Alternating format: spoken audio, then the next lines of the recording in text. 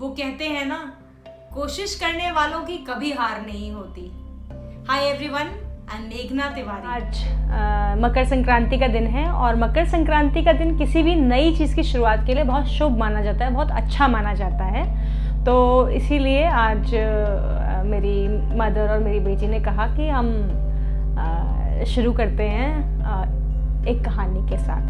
कोशिश करने वालों की कभी हार नहीं होती। ये लाइन अपने आप में ही इतनी पावरफुल है कि जब हम किसी से कह देते हैं कि नहीं, कोशिश करने वाले की कभी हार नहीं होती, तो अपने आप जो इंसान डिमोटिवेटेड होता है, किसी वजह से परेशान होता है, वो अपने आप उसके अंदर एनर्जी आ जाती है और वो शुरू से फिर से अपना काम करना शुरू कर देता है। आज मैं आपको उन बच्चों की कहानी सुनाऊंगी जिन्होंने विपरीत परिस्थितियों में भी इस बात को अपने जीवन में उतारा और कोशिश करते रहे और कोशिश करते करते परेशानियों से आगे बढ़ते रहे और एक अच्छे मुकाम पर पहुंचे। मैं 90s की बात कर रही हूँ। एक परिवार था, पिताजी एयरफोर्स में जॉब किया करते थे, माताजी घर की देखरेख करती थी, जैसा उस समय सभी करते थे।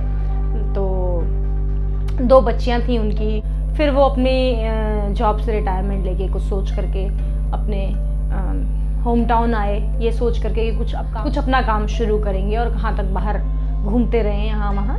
तो वो अपने होम टाउन आकर के उन्होंने एक व्यापार शुरू किया, ट्रांसपोर्टेशन का एक बिजनेस शुरू किया। इसी बीच उनको एक बच्चा और हुआ, एक लड़का। कुछ ही दिन बीते थे, व्यापार को शुरू किया, ठीक ठाक चलने लगा, बच्चे अपना पढ़ाई कर रहे थे। छोटा बच्चा, जो छोटा बेटा था, वो अपना धीरे धीरे बड़ा हो रहा। बड़ी लड़की 8वीं में पढ़ती थी और दूसरी 6ठी में, और बच्चा भी छोटा ही था, बहुत ही छोटा था, गोद में ही था, कुछ चलना ही सीख रहा होगा। इन्हीं दिनों की बात थी, सर्दियों का टाइम था, मकर संक्रांति आने वाली थी। अचानक से ड्राइवर आया, बोला साहब दूर जाना है, रास्ता पता नहीं है, 8-10 दिन का रास्ता है, आप अगर साथ में चलेंगे तो बहुत अच्छा रहेगा। मन नहीं था जाने का। परिवार ने पिताजी की तरफ देखा, उन्होंने बच्चों की तरफ देखा, बीवी की तरफ देखा, पर काम तो काम है। बोले कि मकर संक्रांति तक वापस आ जाऊंगा, कोई बात नहीं है। पिताजी ने अपने कपड़े पैक किए और ड्राइवर के साथ रात में निकल पड़े। कोई बात नहीं। 8 दिन बीत गए, मकर संक्रांति का दिन आ गया। 2-4 दिन और आगे निकल गए, कोई खबर नहीं, कुछ भी नहीं। तब मोबाइल भी नहीं हुआ करते थे। और 5 दिन निकल गए और फिर देखते देखते घर में सबको घबराहट होना शुरू हुई। एक दिन अचानक से ऐसा हुआ कि ये पता चला कि वो तो पहुंचे ही नहीं हैं। फिर ये खोज खबर, पुलिस कचहरी, परिवार का आना जाना, इस तरह से कुछ पता ही नहीं चला कि वो कहाँ चले गए, उनके साथ क्या हादसा हो गया, किसी ने उनके साथ क्या कर दिया। जो एक हंसता खेलता परिवार था, वो अचानक से दुखों से घिर गया। इन सब अफरा तफरी में, इन सब शॉकिंग न्यूज़ के बीच में जो बच्चों की माँ थी, वो अपना मानसिक संतुलन खो बैठी। अब एक ऐसी सिचुएशन परिवार के सामने आ गई जिसमें 3 बच्चे हैं, एक जो कुछ समझ नहीं सकता, बहुत ही छोटा, 2 बच्चियाँ। पिताजी समझ नहीं पा रही हैं कि पिताजी के साथ क्या हो गया, क्या नहीं हो गया। ये भी नहीं समझ पा रही कि माँ को क्या हो गया। रोज़ भीड़ लगी हुई है घर में, कोई कुछ कहता है, कोई कुछ कहता है। सब लोग अपनी अपनी तरह से अपनी बात रखते हैं। इन सभी बातों के बीच में किसी तरीके से, उन परिस्थितियों में इन बच्चों ने अपनी पढ़ाई जारी रखी। कैसे रखी, कैसे नहीं रखी, भगवान ही जानता है। किसी तरीके से मदद से, कभी किसी की मदद से, कभी किसी की मदद से वो आगे पढ़ते रहे। परिवार की मदद से छोटा बच्चा किस तरीके से पल गया, अपने आप ही हो गया। लेकिन बच्चों ने हिम्मत नहीं हारी और ये इधर उधर गलत रास्तों पे नहीं गए, या इन्होंने ये नहीं सोचा कि कोई हमें रख ले, हम किसी के घर में रह लेंगे या कोई हमारा सहारा बन जाए। इनके पास घर था, अपने पेरेंट्स का घर था, ये अपना पढ़ाई करते रहे और दोनों बच्चियों ने अपनी पढ़ाई जारी रखी। किसी तरीके से ट्यूशन पढ़ा करके, कोई काम करके, कभी किसी की थोड़ी मदद ले करके, किसी तरीके से विपरीत परिस्थितियों में भी इतनी छोटी उम्र में आगे बढ़ती चली गई। छोटा भाई भी बड़ा हो रहा था, उसकी पढ़ाई भी ज़रूरी थी। कुछ इधर उधर बात करके एक छोटे स्कूल में उसका एडमिशन कराया, जिससे कि पढ़ाई, उनका मेन मुद्दा हमेशा ये रहा कि पढ़ाई नहीं छोड़नी है। हफ्तों बच्चों ने कुछ खाया नहीं, दोस्तों ने मदद की, हर तरीके की, मतलब इस बीच में आप समझ सकते हैं हर तरीके के दिन उन्होंने देख लिए, लेकिन हिम्मत नहीं हारी। क्यों? क्योंकि कोशिश करने वालों की कभी हार नहीं होती।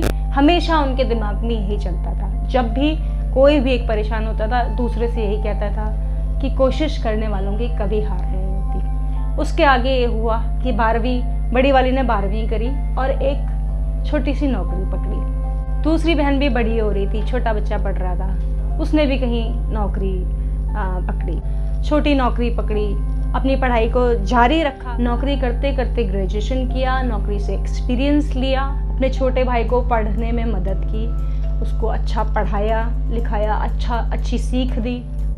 जब आप कुछ अच्छा कर रहे होते हैं, जब आप मेहनत कर रहे होते हैं, तो वो हर इंसान कहीं ना कहीं उसको देखता है, लोग देख रहे होते हैं और अल्टीमेटली आपकी जैसे भी हो सकता है वो मदद करते हैं। छोटी बहन की बहुत ही अच्छे घर में शादी हुई, बहुत अच्छे से सेटल हुई। बड़ी बहन की भी शादी हुई, शादी एक बहुत अच्छे परिवार में हुई। शादी के बाद भी उसने अपनी पढ़ाई को जारी रखा और अपने करियर को भी जारी रखा।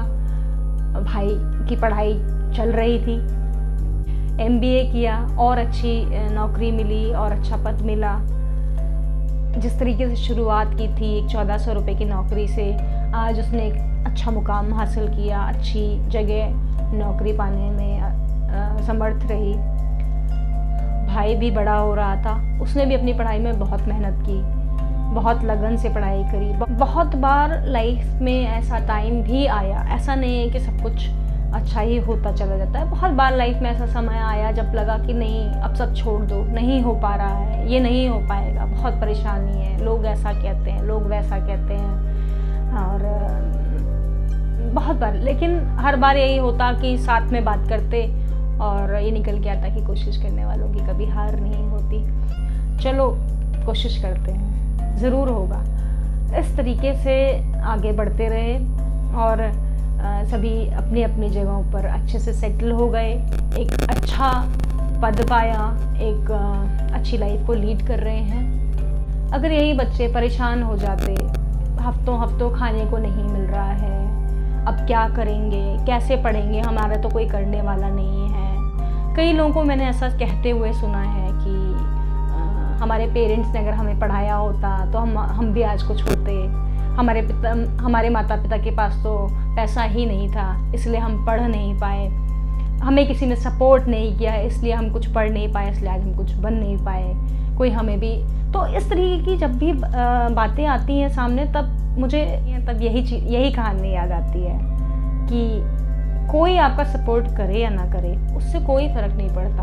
अगर आप कुछ चाहते हैं, आप कुछ करना चाहते हैं, तो आपको कोई नहीं रोक सकता, क्योंकि कोशिश करने वालों की कभी हार नहीं होती। अब मैं आपको ये बताती हूँ कि वो बच्चे आज कहाँ हैं। जिस बड़ी बहन की हम बात कर रहे हैं, वो बड़ी बहन आज मीडिया इंडस्ट्री में बहुत अच्छी लीडिंग कंपनी में काम कर रही है, अच्छे पद पर है, साथ ही अपने परिवार को अच्छे से लीड कर रही है, एक प्यारी सी बेटी की माँ है।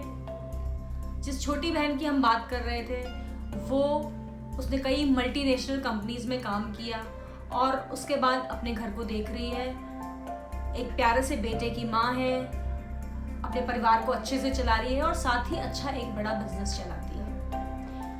अब हम उस छोटे से बच्चे की बात करते हैं जो चलना ही सीखा था उस समय।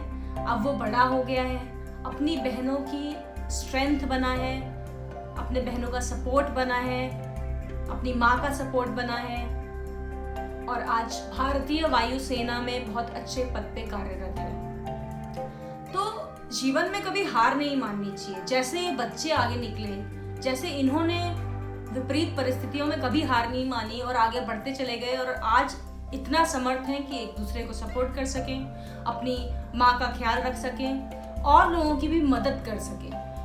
वैसे ही अगर ये हार मान जाते तो ये भी कुछ ना कर पाते। ये रियल लाइफ स्टोरीज हमें इतना इंस्पायर करती हैं कि जीवन में कभी हम हार माने तो इनके बारे में सोच लें और आगे बढ़ने लगें। इसी तरीके से मैं आगे भी आपके लिए रियल लाइफ स्टोरीज लाऊंगी जो कहीं ना कहीं बहुत ही सिंपल होती हैं, हम ही लोगों के बीच में से कुछ लोगों की होती हैं, बट लाइफ में हमें बहुत ज़्यादा इंस्पायर करती हैं, मोटिवेट करती हैं, जिन्हें सुनने के बाद आप जीवन में कभी हार नहीं मानेंगे, क्योंकि कोशिश करने वालों की कभी हार नहीं होती। अगर आपकी भी ऐसी कोई कहानी है या आपके परिवार या दोस्तों में किसी की ऐसी कहानी है जो लोगों के लिए प्रेरणादायी बने, उन्हें मोटिवेट करे, तो आप ज़रूर कमेंट में शेयर करिएगा। मैं कोशिश करूंगी कि उनको कवर करूं। अगर इन बच्चों की रियल लाइफ स्टोरी ने आपको कहीं से भी प्रभावित किया है तो आप कमेंट में लिख के ज़रूर हमें बताइए। साथ ही चैनल को लाइक करें, सब्सक्राइब करें, जिससे आने वाली नेक्स्ट स्टोरी जो भी हम अपलोड करेंगे उसका नोटिफिकेशन आपको मिलेगा और आप उसको देख सकते हैं। इसी के साथ आज आपसे इजाज़त चाहूँगी। नमस्कार।